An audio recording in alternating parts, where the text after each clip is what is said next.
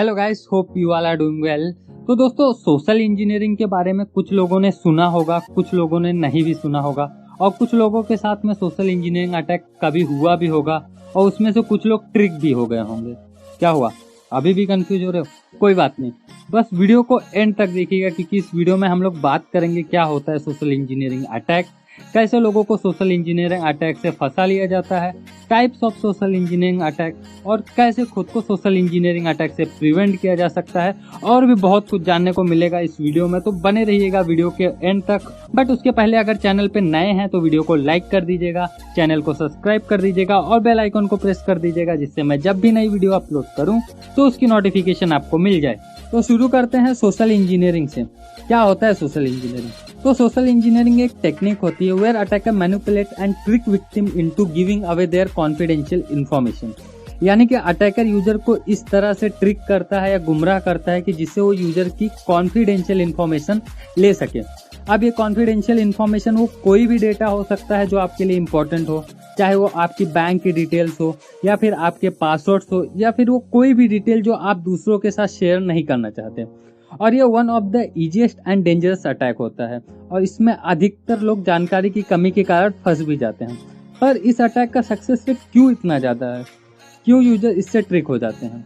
क्योंकि इस अटैक में लोगों को डराया जाता है या फिर यूजर्स के इमोशंस के साथ खेला जाता है, इमरजेंसी सिचुएशंस दिखाई जाती है, यूजर्स की क्यूरियोसिटी या उसके कुछ सीखने की इच्छा का फायदा उठाया जाता है, और इन्हीं सब वजह से कभी ना कभी यूजर ट्रिक हो जाता है या फिर फंस जाता है। अच्छा, अब डराने की बात होती है तो उसमें यूजर को कॉल वगैरह करके बोला जाता है कि आपकी डेबिट कार्ड या एटीएम की पिन एक्सपायर हो गई है, आप इसे तुरंत रीसेट कर लें। तो इसमें हो सकता है यूजर ट्रिक हो जाए और फ़ोन पे ही वो अपनी इंपॉर्टेंट सेंसिटिव इन्फॉर्मेशन शेयर कर दे।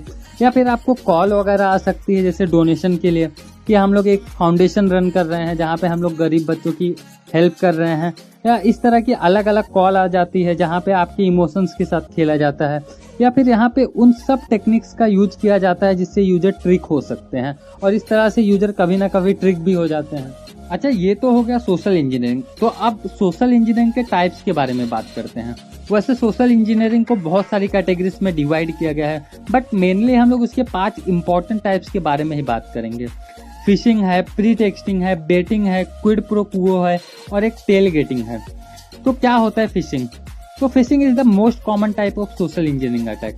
इस अटैक में यूजर्स की नाम, नंबर, पासवर्ड्स वगैरह को ऑब्टेन करने की कोशिश की जाती है। यहाँ पे अटैकर ऑनलाइन मीडियम जैसे ईमेल वगैरह का यूज कर सकता है, जहाँ पे अटैकर आपको कोई मैलिशियस लिंक वगैरह सेंड करके कॉन्फिडेंशियल डेटा ऑब्टेन करने की कोशिश कर सकता है।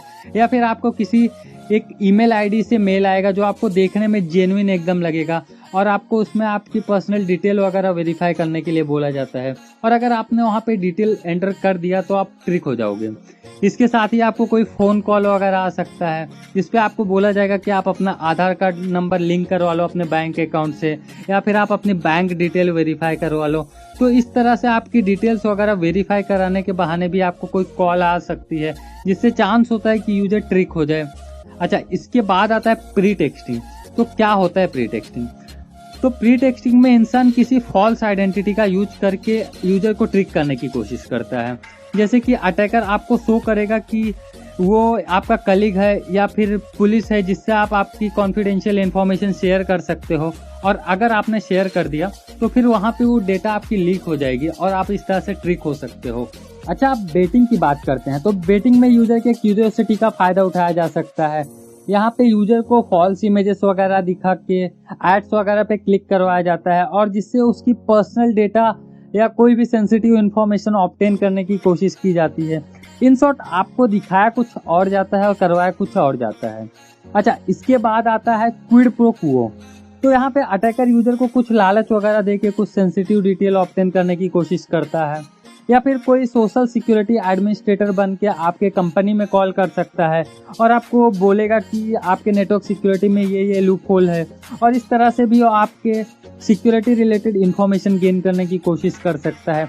मतलब एक फेक आइडेंटिटी वगैरह का यूज करके भी वो कुछ कॉन्फिडेंशियल इन्फॉर्मेशन गेन करने की कोशिश कर सकता है। और लास्ट में आता है टेल गेटिंग। तो इस अटैक में attacker without proper identity card वगैरह की किसी रेस्ट्रिक्टेड एरिया में जाने की कोशिश करता है।